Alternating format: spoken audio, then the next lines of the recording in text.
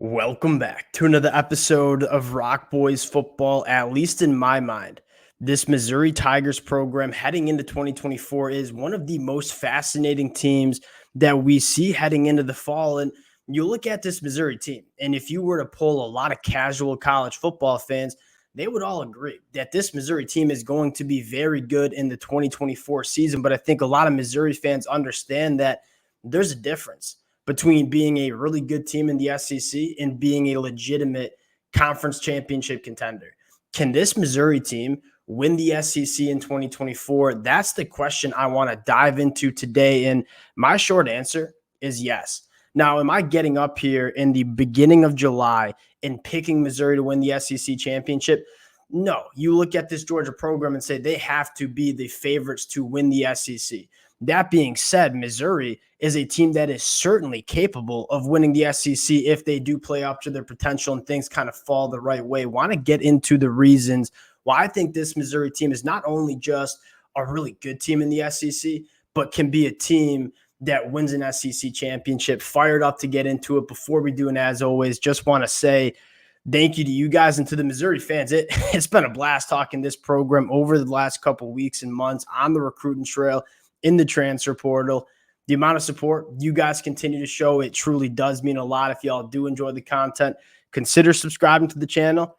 Much more importantly, I kind of understand this is a hot take. I don't think a lot of people across the country would say Missouri's a legitimate contender to win the SEC. I think they'd say they're a good team. Not sure if many would say they're a legitimate contender. I would love to hear your guys' opinions in the comment section. Without further ado, I want to start on the offensive line. And I think a lot of the national media pundits and talking heads will point to Brady Cook, Luther Burden as being kind of the main reasons this Missouri team can get over the hump. And I certainly wouldn't argue with that. You're looking at one of the better quarterbacks in the SEC and, quite frankly, one of the best wide receivers, if not the best wide receiver in the country in Luther Burden. But I kind of go back to what made that Michigan offense in 2023 so special. And I think it started with the experience on the offensive line. You look back at that Michigan team that just won a national championship. What made them so great is they played so much football together, but more importantly, every single starter on that offensive line went into the 2023 season with a massive amount of experience. You look at this Missouri offensive line and say, this is one of the more experienced offensive lines that you see in the country. You look at Marcus Bryant coming over from SMU, has played over 2,300 snaps during his career. You'll look at Cameron Johnson, over 2,400 snaps. Connor Tullis, over 1,700 snaps. Armand Membu, probably the best player on this offensive line, a guy that I think can go in the top 100 of the NFL draft. He's played 1,200. The only player that has played less than 1,000 snaps during their career is the true sophomore, Caden Green, coming over from Oklahoma, who very well might be the second best player on this Missouri offensive line. Not only is this Missouri offensive line extremely experienced, but they're extremely talented. I mean, I look at Marcus Bryant, I look at Armand Membu, I look at Cameron Johnson and Caden Green, and potentially even Connor Tullis. There is a realistic world where all five of these guys get drafted in the NFL over the next couple of years when they're eligible to go to the draft. That is kind of what I think separates this Missouri team. And you look at why Georgia and Alabama have largely controlled the SEC over the last really decade. It's because of the line of scrimmage play. I look at this Missouri team specifically on the offensive line and say, this could be one of the better offensive lines that we see in the SEC. Now, going to number two, we got to talk about Brady Cook, the quarterback. I have to put my hand up and say, I didn't think Brady Cook was that guy heading in. If the Missouri fans who've been rocking with the fellas the last couple of years know that I was really high on this Missouri team heading into 2023. But I kind of said, is Brady Cook the guy that you can win an SEC title with? And I had my doubts. Brady Cook goes out in 2023 and was one of the better quarterbacks in the SEC. You go into 2024 and say, from a pure winning college football games perspective, how many quarterbacks in the SEC are you taking over Brady Cook heading into 2024? I think the short answer is not that many.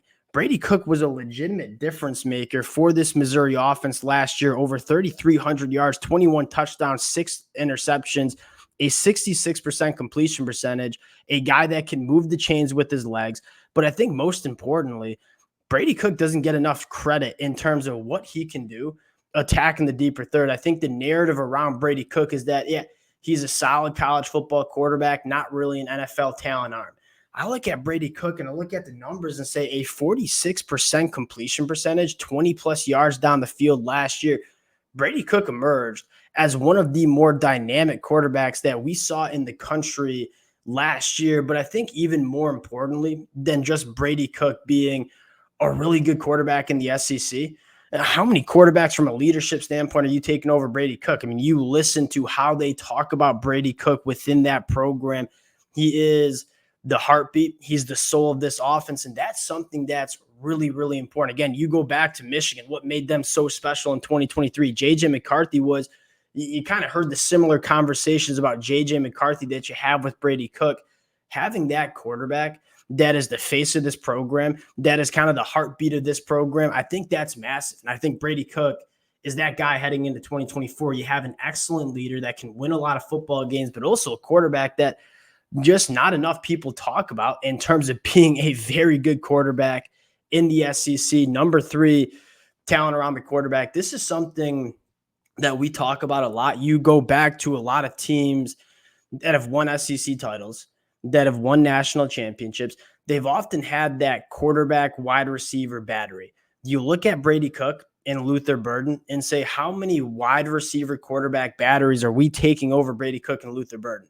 Right, one of the best quarterbacks in the SEC, and quite frankly, one of, if not the best wide receiver in the country. But outside of just that elite battery that you have, I think the offensive playmakers around Brady Cook are really good, right? You have a really good tight end in Brett Norfleet, who I know a lot of Missouri fans gave me a lot of grief for not putting in the top 10 players for this Missouri program. You have 2 really experienced wide receivers in Mookie Cooper and Theo Weiss, and then you inject just some really young talent that gives you a really high ceiling in this quarterback room. Speedy Johnson, Joshua Manning, guys that are really good wide receivers that, quite frankly, would play and start on a lot of programs across the country, are going to be kind of reserve wide receivers, just rotational wide receivers within this Missouri offense. I look at Brady Cook not only being one of the better quarterbacks that we see in the country, but I think this wide receiver room and the pass catchers around Brady Cook is really good as well. And you look at the running back room, you bring in Marcus Carroll and Nate Noel behind an offensive line that can absolutely road grade, and say,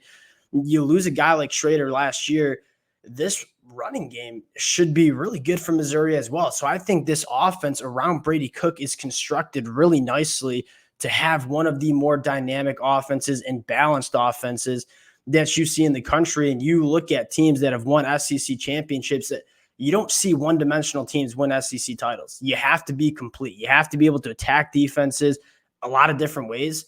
I look at this Missouri team and say they can run the football extremely well. They can push the ball down the field. They have guys that can operate after the catch. This is an offense that can attack you in so many different ways. Now, going to number 4, and this is, at least in my mind, the biggest question mark. This Missouri team is going to be a really good team. There's nobody that's really arguing that. I think the conversation that we have to have in terms of, can this Missouri team win an SEC title if things fall their way? I think it starts with the front 7, and can they be elite? And on paper, they have some guys that are just big-time upside kind of guys, right? Zion Young coming from Michigan State. There was a reason he was one of the more coveted edge rushers that you saw in the transfer portal.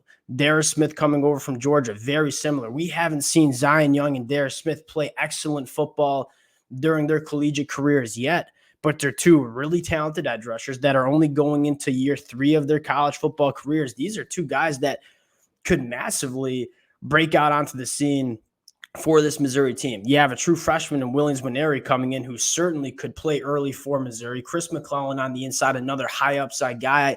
Look at this Missouri defense and say, I think the secondary is going to be really good. And on paper, they lose some really, really good guys like Chris Abrams-Drain. I think this secondary is going to be one of the better secondaries in the SEC. I think the big question is, can they have a dominant front 7, right? You lose a guy in Darius Robinson who had that ability to just kind of wreck some games for opposing offenses.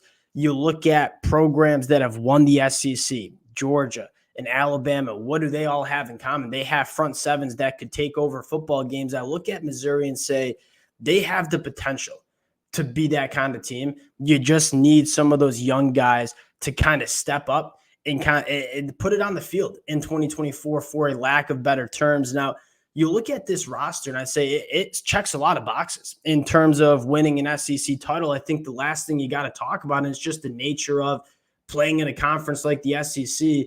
What's your schedule look like? I look at Missouri's schedule and say it's very favorable. I kind of went through all 12 games and said I think preseason you're probably an underdog in just one game, and that's on the road at Alabama, right? You don't have to play Georgia. You don't have to play Texas, probably the two other top teams in the SEC. And then you're playing a lot of teams that are probably at the bottom of the SEC. Now, you look at Murray State, Buffalo, Boston College, Vanderbilt. If Missouri is as good as we think they are, all four of those games are at home. You should be 4-0 going into your bye week. And then you have your second biggest game, at least in my mind, on your schedule at Texas A&M. You're going on the road to Texas A&M, a team that I think can be very good in the 2024 year.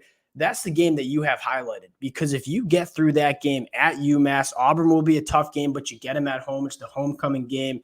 And then you have on the road, Bryant-Denny Stadium kind of circled on your calendar. If you can get through that game, I think this team goes undefeated. Now, even if you do drop that one game, there's a very good chance Missouri is still playing in an SEC championship, because you look at the rest of the schedule and say Oklahoma, maybe a toss-up game, but you get them at home. You go on the road to South Carolina, a team that I think is sneaky, could be good. But again, if Missouri's as good as we think they're going to be, you have a good chance you'll probably be a touchdown plus favorite in that game. On the road at Mississippi State, one of the bottom teams in the country, and then Arkansas. At home, it's a rivalry game. That being said, Arkansas, we don't think they're going to be an elite team in the SEC, although maybe another sneaky game because it's a rivalry game. And then an SEC championship. I look at this schedule and say, I think the floor might be 10-2 with 11-1, 12-0 kind of ceiling. If Missouri's as good as we think they are from a roster standpoint in 2024, I look at this Missouri team and say, you don't play Georgia, you don't play Texas. This is a very gettable schedule with a team that I think is the best Missouri team we've seen in a really long time. If things go Missouri's way, there's a very good chance that you're seeing Missouri play for an SEC championship in the 2024 year. And if you get into that game, we all know anything can happen. So I think the short answer to this question that we just posed to start this episode, can Missouri win the SEC? I think their roster is good enough, and I think they check the boxes where you need to check them in terms of being good enough to win an SEC championship, and then the schedule is very gettable. I think this Missouri team is capable of winning an SEC title. Things obviously need to fall their way. They need to reach their potential on the football field. I'm fired up for this program. We'll cut it there. Cannot wait for these games to start playing to get just a feel of what this Missouri team does in fact look like. We'll close it there. Again, appreciate you guys rocking with it. If y'all do enjoy the content, consider subscribing to the channel, and we'll talk to y'all later. Peace.